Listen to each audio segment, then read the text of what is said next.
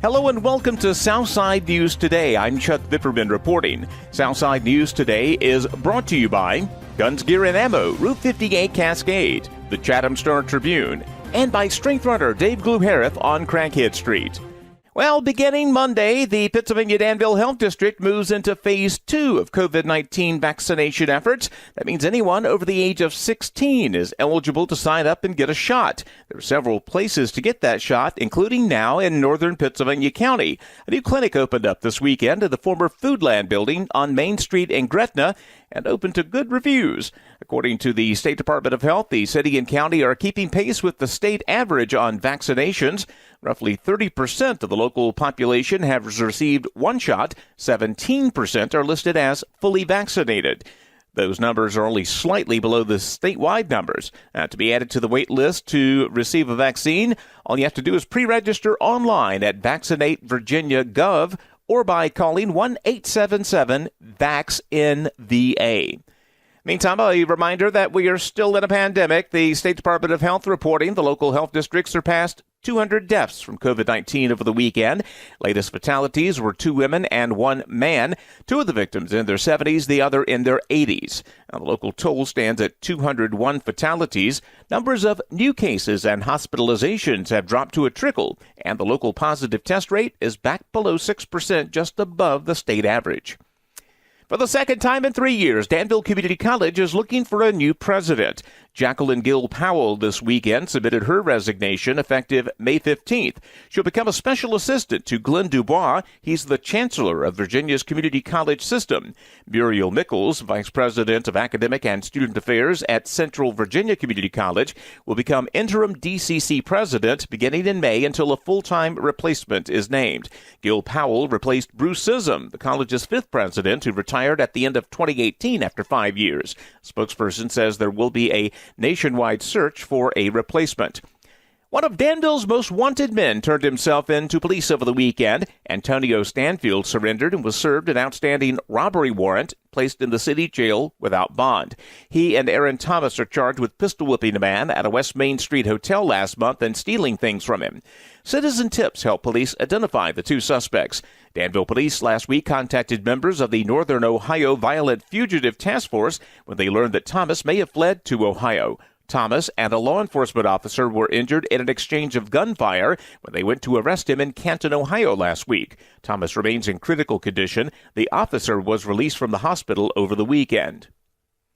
2 people treated at the scene for smoke inhalation after a fire at an apartment just north of Danville Saturday. Blair's volunteer fire spokesman Scott Ean says it happened Saturday afternoon on North Point Lane. They saw heavy fire and smoke coming from 3rd-floor apartments. They had the blaze under control in about an hour, but not before there was extensive damage to several units. The Red Cross is called in to help with families with relocation. Blair's EMS treated 2 patients for smoke inhalation at the scene, took one of them to Sova Danville. They're listed in stable condition. Volunteers from Ringgold, Mount Herman, Kentuck, Dry Fork, Chatham, Tunstall, and Gretna assisted. County Fire Marshal will have to determine what sparked the blaze. Another solar firm has their eyes on some of the open land in Pittsylvania County. IPS Solar is asking the county's planning commission for a special use permit to operate a utility-scale solar energy facility on 62 acres near Route 40 in the Callens-Gretna district. Plans call for a 4-megawatt facility that would connect directly to the Dominion power grid. Companies proposing to cover about 23 acres of the land in solar panels. Planners are looking at possible restrictions, like stipulating the maximum height of the solar panels and other above-ground equipment be no more than 15 feet. The GW Eagles finished an improbable run to close their regular season. 3 wins in 8 days against Piedmont District opponents, all of them blowout wins. The wins gave GW their 4th consecutive district title and a home game in the first round of the playoffs. GW finished up the hat trick Friday at home, 47-0 win over Halifax County. After a slow first quarter, the Eagles ran away with things in the second period. From the 20-yard line of Halifax County, Jeb hands it off to Jacoby Dixon. He makes one guy miss at the line. He makes 2. He gets to the outside, cuts it at the middle, and gets into the end zone. That was a magical 20-yard touchdown run from Jacoby Dixon. A couple of just Houdini-like voodoo moves in there. He's going to get a 20-yard touchdown, and the Eagles are pouring it on. The Eagles defense then got busy winning the big battle of field position. Chandler is going to now be flushed out of the pocket. Jalen Strange has moved him all the way back to the end zone. He's going to try to get to that. Sutter get him. We finally ran him down at about the goal line. He'll lose 22 yards. He kept trying. Jacoby Davis forced him back to the inside. That should count for 3 sacks. And the defense stepped it up by putting their own points on the board. Back to pass, going to be overthrown and intercepted. We got a long return in the works, and we're going to take this one to the house. Jacoby Dixon, gunning, gets it. A 75-yard interception return for number 16, the junior Jacoby Dixon.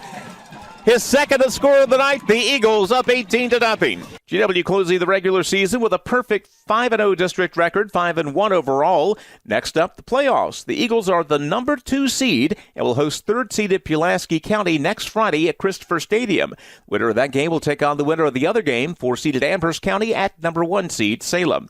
Also, congratulations are in order for the Dan River Wildcats. They finished a perfect spring football season this weekend with an impressive 53-6 victory over Gretna. That gave Coach Brian Womack's team a 4-0 record and the Pittsylvania County Championship.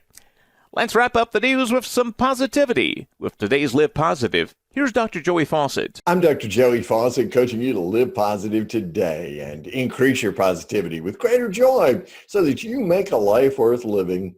Are you carrying a load and don't even know it? One summer on Lake Isabella, located in the high desert about an hour east of Bakersfield, California, some folks who were new to boating were having a problem with their boat. They couldn't get their brand new 22-footer going no matter how hard they tried. It was just so sluggish in almost every maneuver, no matter how much they opened up the throttle. Well, after about an hour trying to make it go, they putted to a nearby marina, thinking that someone there could tell them what was wrong with their boat. So they found someone there who did a thorough topside check, found everything in perfect working condition. The engine ran fine. The outdrive went up and down. The prop was the correct size and pitch. So one of the marina guys jumped in the water to check underneath and came up choking on water. He was laughing so hard. You see, under the boat, still strapped securely in place, was the trailer. Are you carrying a load and don't even know it? Check underneath your attitude today and make sure you live positive and make a life worth living. Coaching you to live positive today, I'm Dr. Joey Fawcett. Thanks, Dr. Joey, and that is Southside News Today. I'm Chuck Bipperman. Southside News Today, a service this week of Guns, Gear, and Ammo, Route 58 Cascade, the Chatham Star Tribune, and Strength Runner Dave Gluharith, Craighead Street, downtown Danville. I'm Chuck Bipperman. Have a great day.